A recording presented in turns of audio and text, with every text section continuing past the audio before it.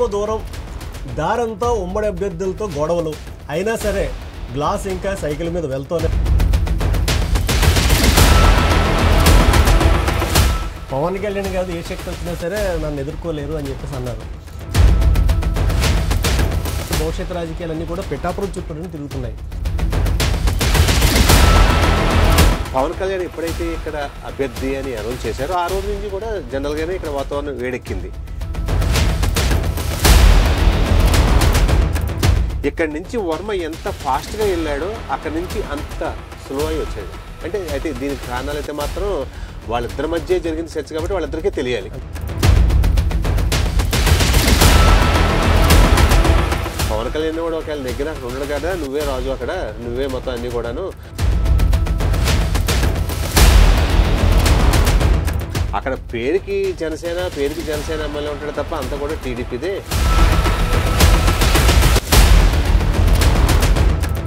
మీరు అన్నట్టు కొన్ని హార్ట్ఫుల్ కామెంట్స్ కూడా చేయడం జరిగింది.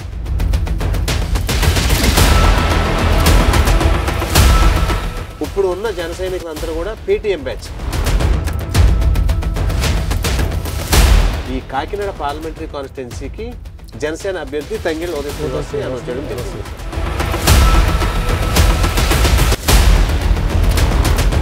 ఒకవేళ అమిత్ షా కానీ మోడీ కానీ నువ్వు కాకినాడ పార్లమెంట్ నుంచి పోటీ చేయి, పిఠాపురం నుంచి కాదు అని ఒకవేళ చెప్తే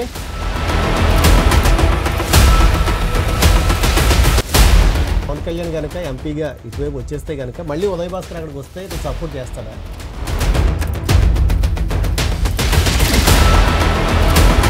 ఎట్టి పరిస్థితుల్లోనూ తంగెళ్ళ ఉదయ్ శ్రీనివాస్ కానీ పిఠాపురం వస్తే ఊరుకునే ప్రసక్తే లేదు. Hi hello welcome to the debate. నేను సూర్య, మనతో ఉన్నారు సీనియర్ జర్నలిస్ట్ ఎస్ఎన్ఆర్ గారు. సో నాకు ఇప్పుడు ఈ సందర్భంగా ఏంటంటే పిఠాపురంలో ఉన్నటువంటి సిచ్యువేషన్ చూస్తుంటే కవి రచయిత అయినటువంటి బాలగంగాధర తిలక్ గారు చెప్పినటువంటి ఒక కవిత అయితే గుర్తొస్తుంది. అదేంటంటే ఎలక్షన్లేమో దూరం, దారంతా ఉమ్మడి అభ్యర్థులతో గొడవలు. అయినా సరే గ్లాస్ ఇంకా సైకిల్ మీద వెళ్తూనే ఉంది. సో ఈ సైకిల్ అనేటటువంటిది గమ్యం చేరుతుందా లేదా అనేటటువంటి దాంట్లో చూసుకుంటే కనుక పిఠాపురంలో రకరకాలైనటువంటి పరిస్థితులు ఉన్నాయి. అలిగితే అలకలు తీరుస్తున్నారు, బెదిరిస్తే బొజ్జగిస్తున్నారు, అలాగే పదవులు కూడా ఆఫర్ చేస్తున్నారు. అయినా సరే ఇంకా లోపల అంటే ఈ పొత్తులన్నీ కూడా కడుపులో కత్తులు దాచుకుని ఆ పొత్తులకు వస్తున్నట్టయితే మనకి అనిపిస్తుంది. సో దానికి సంబంధించి ఒకసారి సార్ని అడిగి కొన్ని వివరాలు తెలుసుకుందాం. సార్ నమస్తే. నమస్తే అండి. సార్ ఏంటి అసలు ఈ పిఠాపురం సిచ్యువేషన్ ఏంటి? మొన్నటివరకు ఏమో ఆయన నేను రెబల్లో నేను ఇండిపెండెంట్గా అయినా పోటీ చేస్తాను, అసలు పిఠాపురం ప్రజలందరూ నా వైపే ఉన్నారు, పవన్ కళ్యాణ్ కాదు ఏ శక్తి వచ్చినా సరే నన్ను ఎదుర్కోలేరు అని చెప్పేసి అన్నారు. సో ధర్మలో రాష్ట్ర రాజకీయాలు చూసుకుంటే ఇప్పుడు వచ్చేటటువంటి భవిష్యత్ రాజకీయాలన్నీ కూడా పిఠాపురం చుట్టూ తిరుగుతున్నాయి. సో దీంట్లో ఈ వర్మ గారు ఏంటి అసలు సపోర్ట్ చేస్తున్నట్ట వ్యతిరేకిస్తున్నట్టు ఏంటి అనేది ఆయన రీసెంట్గా జరిగినటువంటి ఒక వీడియో కూడా బయటకు వచ్చింది. దాంట్లో ఆయన చేసిన వ్యాఖ్యలు అయితే ఖచ్చితంగా రాష్ట్ర వ్యాప్తంగా దుమారాన్ని రేపుతున్నాయి. అసలు వీటిని ఎలా చూడాలి మనం? అంటే వాస్తవానికి ఈ పరిస్థితి చాలా భిన్నంగా ఉంది. అంటే కేవలం మన రాష్ట్రానికి సంబంధించే కాదు, ఉభయ రాష్ట్రాల్లో కూడా ఇప్పుడు పిఠాపురం హాట్ టాపిక్గా మారింది. ఏం చేతంటే ఫిల్మ్ స్టారు, అదేవిధంగా పవన్ స్టారు, జనసేన అధ్యక్షుడు పవన్ కళ్యాణ్ ఎప్పుడైతే ఇక్కడ అభ్యర్థి అని అనౌన్స్ చేశారో ఆ రోజు నుంచి కూడా జనరల్గానే ఇక్కడ వాతావరణం వేడెక్కింది. అయితే గత 2 రోజుల నుంచి కూడా కొంచెం భిన్నమైన పరిస్థితులు కనిపిస్తున్నాయి. ఈ జనసేన అధ్యక్షుడు పవన్ కళ్యాణ్ ఇక్కడ అభ్యర్థిగా నిలబెట్టిన తర్వాత మీకు తెలుసు మొత్తం ఇక్కడ చాలా గందరగోళం జరిగింది. ఎస్విఎస్ఎస్ఎన్ వర్మ గారి ఆధ్వర్యంలో చాలా తెలుగుదేశం పార్టీ జెండాలు తగలబెట్టారు, కరపత్రం తగలబెట్టారు, ఇలా చాలా ఆందోళన చేశారు. అయితే ఆ తరువాత ఎవరైతే ఉన్నారో వర్మని చంద్రబాబు నాయుడు గారు పిలిపించడం, చంద్రబాబు నాయుడు గారి దగ్గరికి వెళ్ళడం, ఆ తర్వాత వాళ్ళిద్దరి మధ్య కూడా ఒక 45 నిమిషాల పాటు సుదీర్ఘ చర్చ జరిగింది. సుదీర్ఘ చర్చ జరిగిన తర్వాత ఇక్కడి నుంచి వర్మ ఎంత ఫాస్ట్గా వెళ్ళాడో అక్కడి నుంచి అంత స్లో అయి వచ్చాడు. అయితే దీనికి కారణాలు అయితే మాత్రం వాళ్ళిద్దరి మధ్య జరిగింది చర్చ కాబట్టి వాళ్ళిద్దరికీ తెలియాలి. ఏదో ఎమ్మెల్సీ ఏదో ఆఫర్ చేశారని కూడా అది కూడా కరెక్ట్. అంటే ఎమ్మెల్సీ ఆఫర్ చేశారు. అదేవిధంగా ఇంకా ఏంటంటే కొంతమంది రాజకీయ విశ్లేషణలు చెప్పడం ఏంటంటే పవన్ కళ్యాణ్ కూడా ఒకవేళ నెగ్గిన అక్కడ ఉండడు కదా, నువ్వే రాజు అక్కడ, నువ్వే మొత్తం అన్ని కూడాను. అక్కడ పేరుకి జనసేన ఎమ్మెల్యే ఉంటాడు తప్ప అంతా కూడా టీడీపీదే. ఎట్లాగో నీకు టీడీపీ ఎమ్మెల్సీ ఆఫర్ చేస్తాం కదా, లెవెల్లో కార్యకర్తలు ఉన్నారు అనేది కూడా మనకి ఆ వాదన కూడా ఒకటి వినిపిస్తుంది. ఏదైనప్పటికీ కూడా మొత్తం మీద మళ్ళీ వర్మ వచ్చిన తర్వాత కార్యకర్తలతోనూ నాయకులతోనూ మీటింగ్ పెట్టడం, అందులో మీరు అన్నట్టు కొన్ని హార్ష్ఫుల్ కామెంట్స్ కూడా చేయడం జరిగింది. అంటే 2009లో జనసేనకు సంబంధించి జరిగిన పరిణామాలు అన్నింటినీ ఒకదాని తర్వాత ఎక్స్ప్లెయిన్ చేసుకుంటూ వచ్చాడు. 2009లో నిజమైన జన సైనికులు మనతో పాటు ఉన్నారు. వాళ్ళు 2014లో నేను ఇండిపెండెంట్గా పోటీ చేసినా సరే అప్పుడు కూడా వాళ్ళు నాతోనే ఉన్నారు. కానీ ఇప్పుడు ఉన్న జన సైనికులందరూ కూడా పేటీఎం బ్యాచ్. అంటే మీరు ఒకసారి అర్థం చేసుకోండి. అంటే పేటీఎం బ్యాచ్ అని వాళ్ళు ఉదాహరిస్తున్నాడు. అంటే ఈ పేటీఎం బ్యాచ్ అంటే ఏంటో అటు కామెంట్ చేసిన వర్మకైనా తెలియాలి, లేకపోతే ఇటు కాకినాడలో ఉన్న దానికి సంబంధించిన నాయకులకైనా తెలియాలి. సో మొత్తం మీద వాతావరణం ఇలా హీట్ ఎక్కుతుంది. వర్మ కార్యకర్తలతో సమావేశాలు జరిపిస్తున్నాడు. ఈ నేపథ్యంలో గత రాత్రి ఈ కాకినాడ పార్లమెంటరీ కాన్స్టిట్యున్సీకి జనసేన అభ్యర్థి తంగెళ్ళ ఉదయ్ శ్రీనివాస్ అనౌన్స్ చేయడం జరిగింది. చేసిన తర్వాత దానికి సంబంధించి పవన్ కళ్యాణ్ డైరెక్ట్గా నా కోసం పిఠాపురం త్యాగం చేశాడు కాబట్టి కాకినాడ పార్లమెంట్ స్థానానికి అతను అభ్యర్థిగా నిలబెడుతున్నానని చెప్పిన అదే సమావేశంలో ఒకవేళ అమిత్ షా కానీ మోడీ కానీ నువ్వు కాకినాడ పార్లమెంట్ నుంచి పోటీ చేయి, పిఠాపురం నుంచి కాదు అని ఒకవేళ చెప్తే మళ్ళీ మా ఇద్దరం మ్యూచువల్ అండర్స్టాండింగ్ మీద ఏమైనా మార్పులు చేర్పులు జరగచ్చు అనే వాదన కూడా ఆయన తెర మీద తీసుకొచ్చాడు. ఒకే వ్యక్తి అటు ఎమ్మెల్యే గాను ఇటు ఎంపీ గాను పోటీ చేయబోతున్నారు అంటే ఆయన చెప్పిన దాని ప్రకారం. అయితే ఇక్కడ రాజకీయ విశ్లేషకుల భావన ఏంటంటే, అంటే జనరల్గా పిఠాపురం నుంచి కానీ ఒకవేళ అంటే ఒప్పందం కుదుర్చుకొని నేను పిఠాపురం నుంచి కాకినాడ పార్లమెంట్కి వెళ్ళిపోతాను, నువ్వు పిఠాపురం వచ్చేది కానీ అని ఒకవేళ కానీ చివరి క్షణంలో కానీ డెసిషన్ తీసుకుంటే దీనికి సంబంధించి వర్మ ఏ విధంగా రియాక్ట్ అవుతాడు అనేది ఇప్పుడు ప్రధాన చర్చగా మారింది. ఆల్రెడీ నేను 2019లో ఒకసారి త్యాగం చేశాను. సో ఇప్పుడు మళ్ళీ నన్ను త్యాగం చేయమంటున్నాను. 2014 త్యాగం చేశాను. ఒకవేళ పీకే అదే పవన్ కళ్యాణ్ కనుక ఎంపీగా ఇటువైపు వచ్చేస్తే కనుక మళ్ళీ ఉదయ్ భాస్కర్ అక్కడికి వస్తే ఇతను సపోర్ట్ చేస్తాడా? చేయని చెప్తున్నాడు. ఎట్టి పరిస్థితుల్లో సపోర్ట్ చేయడు. ఎంచేతంటే ఈ అనౌన్స్మెంట్లు తగలబెట్టడాలు ఇవన్నీ అవ్వకముందే పవన్ కళ్యాణ్ అయితే ఓకే కానీ ఎట్టి పరిస్థితుల్లోనూ తంగెళ్ళ ఉదయ్ శ్రీనివాస్ కానీ పిఠాపురం వస్తే ఊరుకునే ప్రసక్తే లేదు. నేను డెఫినెట్గా ఇండిపెండెంట్గా నేను నామినేషన్ వేస్తానని వరం అప్పుడే చెప్పడం జరిగింది. ఇది ఖచ్చితంగా మరి పార్టీ వ్యతిరేక కార్యకలాపం కింద వస్తుంది కదా మరి. అంటే ఇతను ఒక్కతను ఒకవేళ పిఠాపురంలో గెలిచాడు అనుకుందామండి, బట్ ఓవరాల్ గా ఉన్నటువంటి దానికి ఇది కూడా కొంచెం మైనస్ అవుతుంది. అంటే మనం ఈ విషయంలో వర్మను కూడా తప్పుపట్టే ప్రసక్తి లేదు. ఏం చేతంటే ఆయన మొట్టమొదటి నుంచి అంటున్నాడు, ఈ పవన్ కళ్యాణ్ కాకుండా ఎవరినైనా నిలబడితే నేను పోటీలో ఉంటాను తప్ప పవన్ కళ్యాణ్ గారిని నిలబెట్టినట్టయితే నేను పోటీలో ఉండని చెప్తున్నాడు. పోటీలో చెప్పే టైంలో ఇక్కడ కాకినాడ పార్లమెంట్కి ఇతను అనౌన్స్ చేశాడు. అనౌన్స్ చేసిన తర్వాత కొద్ది క్షణాలకే మళ్ళీ ఆయన ఈ కన్ఫ్యూజన్ తీసుకొచ్చాడు స్క్రీన్ మీదకి. అంటే ఒకవేళ కానీ మోడీ అమిత్ షా కానీ ఒకవేళ ఆదేశిస్తే మళ్ళీ నేను కాకినాడ పార్లమెంట్ కి కూడా తీసుకుంటా అన్నాడు. కాకినాడ పార్లమెంట్ కూడా తీసుకుంటా అన్నాడు తప్ప కాకినాడ పార్లమెంట్ లోను అదేవిధంగా పిఠాపురంలోను కూడా నేను ఉంటాననే దాని మీద ఇక్కడ ఒక మీమాంస ఉంది. అంటే ఒక కన్ఫ్యూజన్ ఉంది. అయితే ఒకవేళ కానీ అంటే ఆల్రెడీ నెంబర్ ఆఫ్ టైమ్స్ ఈయన చెప్తున్నాడు తంగెళ్ళ ఉదయ్ శ్రీనివాస్కి నేను అన్యాయం చేశానని చెప్తున్నాడు. సో ఆ అన్యాయాన్ని రికవర్ చేసుకోవడం కోసం ఒకవేళ ఈయన పార్లమెంట్కి వచ్చినట్టయితే ఈయన పిఠాపురం పంపిస్తే ఈయన సపోర్ట్ చేస్తాడా లేదా? సపోర్ట్ చేస్తాడా? వర్మ డెఫినెట్ గా అంటే జనరల్ గా రాజకీయ విశ్లేషకుల అంచనా ఏంటంటే ఎట్టి పరిస్థితుల్లో చేయడు. ఇంచేతంటే ఇప్పటికే చంద్రబాబు నాయుడు కలిసి వచ్చిన తర్వాత కూడా రకరకాల కామెంట్ చేస్తున్నాడు ఆయన. ఎవరైతే జన సైనికులు ఉన్నారో వాళ్ళు గతంలో ఇలా టీడీపీ వాళ్ళ మీద తిరగబడుతున్నారో, టీడీపీ వాళ్ళ మీద కొడుతున్నారో, ఇటువంటి వాళ్ళకి తప్పనిసరి పరిస్థితిలో చేయవలసి వస్తుంది పెద్ద ఆయన కోసం. ఇంచేతంటే నాకు చంద్రబాబు నాయుడు గారు పెద్దనయ్య, పవన్ కళ్యాణ్ గారు చిన్నయ్య అంటున్నాడు. మరోసారి కొంచెం వివాదాస్పదమైన వ్యాఖ్యలు చేస్తున్నాడు.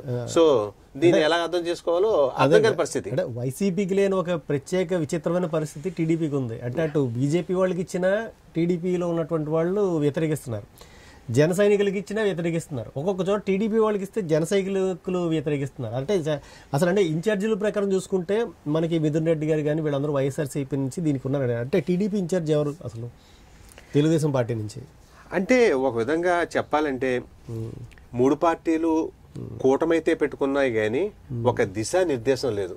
అంటే నువ్వు ఇలా చేయి, నువ్వు ఇలాగే చేయాలి అని దిశా నిర్దేశం లేదు. శాసించే వాళ్ళు కూడా లేకుండా పోయారు. అంటే ప్రతిదీ కూడా అమరావతి నుంచే ఆర్డర్స్ రావాలి. అటు చంద్రబాబు నాయుడు గారన్నా చెప్పాలి, నారా చంద్రబాబు తర్వాత పవన్ కళ్యాణ్ గారన్నా చెప్పాలి, లేదా భారతీయ జనతా పార్టీ ఎట్లాగో కన్ఫ్యూజన్లో ఉంది. ఏం చేతంటే ఇక్కడ సీట్లు అలాట్మెంట్ విషయంలో ఇప్పటికే వాళ్ళకి ఒక క్లారిటీ లేదు. ఏం చేతంటే వాళ్ళు నిలబడాలనుకున్న సీట్లను అన్నిటిని కూడా తెలుగుదేశం పార్టీ వాళ్ళు క్యాప్చరింగ్ చేశారు. ఓడిపోయే సీట్లు అయితే మాత్రం మనకి ఇస్తున్నారు అనే దాని మీద కొంతమంది బీజేపీ నాయకులు కూడా ఇప్పటికే పార్టీ అధిష్టానానికి కంప్లైంట్ జరిగింది. సో అంటే మొత్తం మీద కూటమి అయితే ఏర్పడ్డారు కాదా, వీళ్ళ మధ్య సరైన సమన్వయం అయితే లేదని జనరల్ గా అది మనం తెలుస్తున్న విషయమే. అంటే దాంతో ఈ వర్మ ఏం చేసినటువంటి కామెంట్లు కూడా ఏంటంటే, గ్లాసు సైకిల్ మీద ఎక్కచ్చు కానీ సైకిల్ గ్లాసు మొయ్యలేదు, గ్లాసు మొయ్యలేదు కాబట్టి అంటే ఎన్ని ఎక్కుతారు అనేటువంటి ఎంతమంది ఎక్కినా సరే మొయ్యాల్సింది మనమే, అలాంటి కామెంట్స్ అయితే చేశారు. దీన్ని ఏ విధంగా చూడాలండి మనం? అంటే ఆయన కామెంట్ చేశాడు. అదేవిధంగా ఆయన చంద్రబాబు నాయుడు గారిని కలుసుకుని వచ్చిన తర్వాత పిఠాపురం చాలా హాట్ కామెంట్స్ ఇచ్చాడు. ఇక్కడ ఏం చేతంటే, ఇక్కడ రేపు పొద్దున్న అధికారులకు వస్తే ఎమ్మెల్సీ ఎవరు, అదేవిధంగా ఇక్కడ శాసనసభ్యుడు ఎవరు, ఇక్కడ ఎమ్మెల్యే ఎవరు, అంటే ఒకటి కాదు, అంటే జనరల్ గా అతను తీసుకున్న డెసిషన్ కొంతమంది కార్యకర్తలకి మింగుడు పడని పరిస్థితి ఉంది. ఇక్కడ నుంచి వెళ్ళేటప్పుడు చాలా హార్ష్గా వెళ్ళారు. హార్ష్గా వెళ్ళి వచ్చిన తర్వాత అయితే మాత్రం మనల్ని బుజ్జగించే ప్రయత్నం చేస్తున్నాడు ఏంటి అని కొంతమంది నాయకులు కార్యకర్తలు జనరల్ గా ప్రశ్నిస్తారు. అయితే దాని నుంచి తప్పించుకోవడం కోసం ఈయన కొంచెం అగ్రెసివ్ వెళ్ళాడు.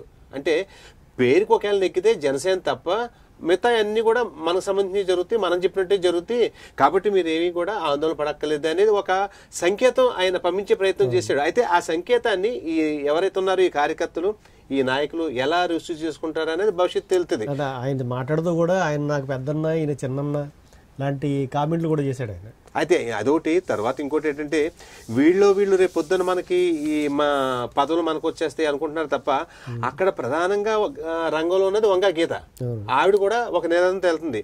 ఇప్పుడు ఎవరైతే పవన్ కళ్యాణ్ నేను కాపు పెట్టినంటూ ఒక నినాదంతో అక్కడ పిఠాపురం ఎలక్షన్ లో వెళ్తున్నాడు.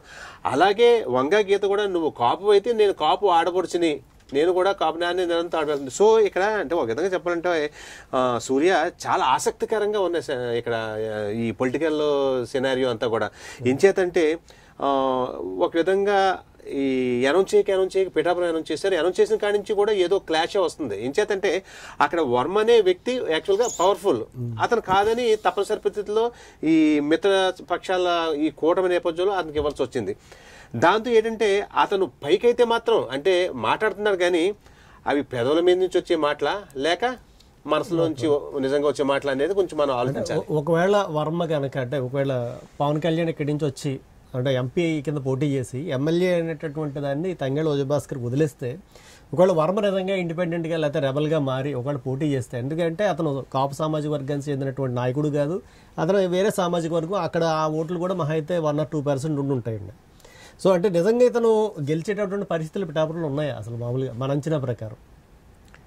ఏదో మనం అంటే సామెత ఏదో ఉంది, మనం నిలబడ కొమ్మను మనం నరుక్కుంటే ఏమవుతాం అనే సామెత ఉంది కదా, అదే తయారవుద్ది పరిస్థితి. ఏం చేతంటే అక్కడ వర్మను మోసగించినట్టే కదా అది. అంటే జనరల్గా ఈ మధ్యన పవన్ కళ్యాణ్ గారు ఒక కామెంట్ చేయడం జరిగింది. వాళ్ళు వ్యూహం సినిమా ద్వారా వాళ్ళ వ్యూహాన్ని తెలియజేస్తే మనం భవిష్యత్తులో మన వ్యూహం మనం పొందామని ఒక కామెంట్ చేయడం జరిగింది. సో ఈ వ్యూహంలో ఎవరు చిక్కుకుంటారో ఎవరు బలైపోతారో ఏమీ తెలియని పరిస్థితి. ఏం చేతంటే నిజంగా ఒకవేళ ఇది నిజంగా ముందస్తు వ్యూహమా అంటే ముందర పవన్ కళ్యాణ్ని పిఠాపురం స్క్రీన్ మీద తీసుకొచ్చి దానికి ఒక హైప్ అయిన తర్వాత తంగెళ్ళ ఉదయ శ్రీనివాస్ నేమో కాకినాడ పార్లమెంట్కి అనౌన్స్ చేసి ఇంకా తప్పనిసరి పరిస్థితిలో వాళ్ళు చెప్తేనో వీళ్ళు చెప్తేనో నేను మళ్ళీ కాకినాడ పార్లమెంట్కి వస్తానని నేను అనౌన్స్ చేయడం.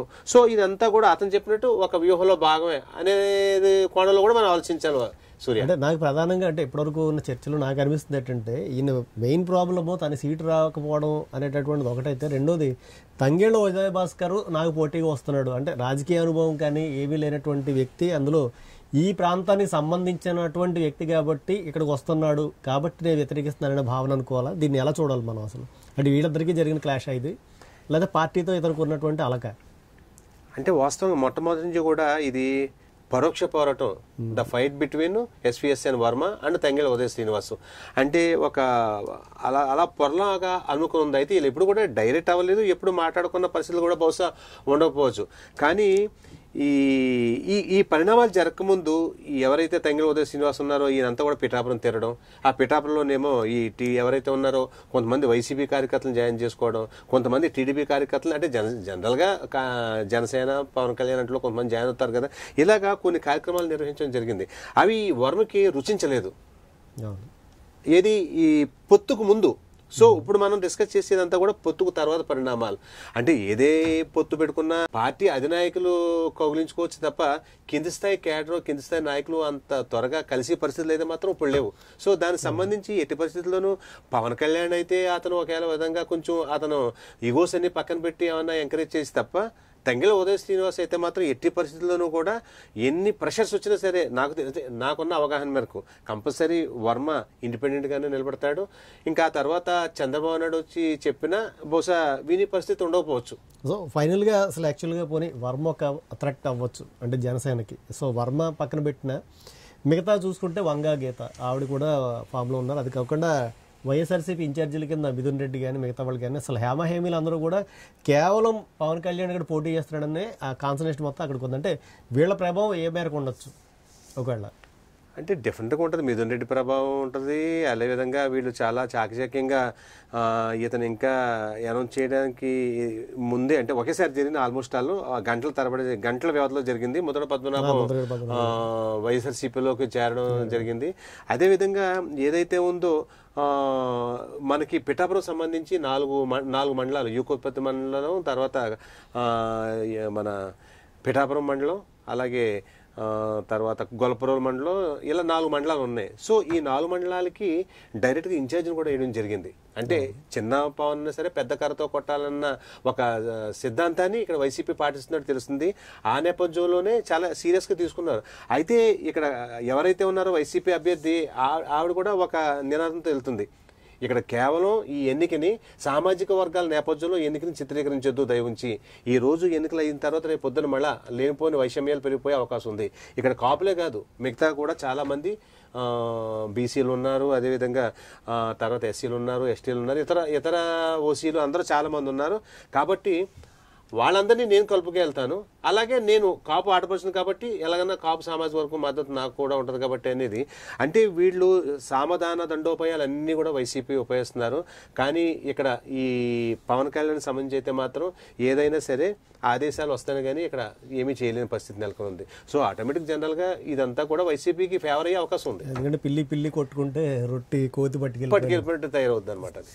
సో అదండి ఆ పిఠాపురానికి సంబంధించి ఏంటంటే సామాజిక వర్గం గెలుస్తుందా అంటే సామాజిక వర్గ సమీకరణాలు గెలుస్తాయా లేదనుకుంటే సమాజ సేవ గెలుస్తుందా అనేటటువంటిది అయితే అసలు భవిష్యత్తులో తేలనుంది. సో ఇది ఈసారి డీ డిబేట్. మరో అంశంతో కలుస్తుంది. సూర్య సైనింగ్ ఆఫ్.